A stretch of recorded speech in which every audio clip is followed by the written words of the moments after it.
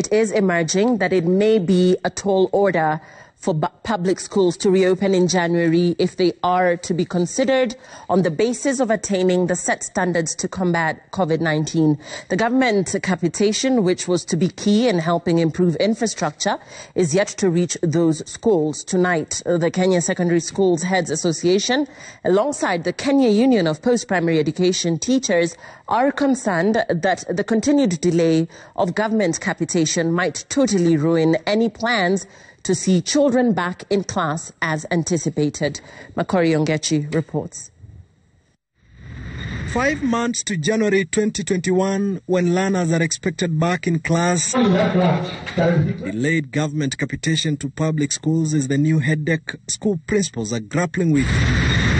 This, according to the Kenya Secondary School Heads Association chairperson Kahi Indimuli, is likely to jeopardize the plans for reopening. It is true on the issue of capitation that this year it has delayed. Indimuli says many school heads are staring at a dilemma. On one hand is the task of implementing the new measures announced by the Ministry of Education to combat the spread of coronavirus before learners report back. And on the other hand are the empty bank accounts with a fast-running clock. This is besides the stalled projects. Remember that these were projects which schools were undertaking before even the COVID challenge came.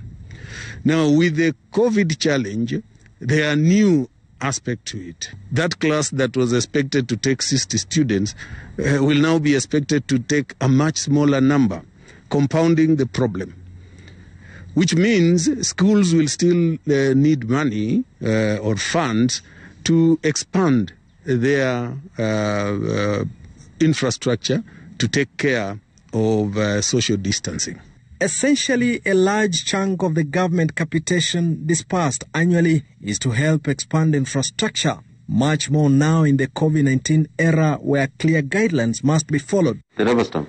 Kenya Union of Post-Primary Education Teachers Secretary General Akelo Misori feels the ministry is running behind schedule in its path of preparedness for reopening. The ministries have either suspended or delayed the disbursement to schools.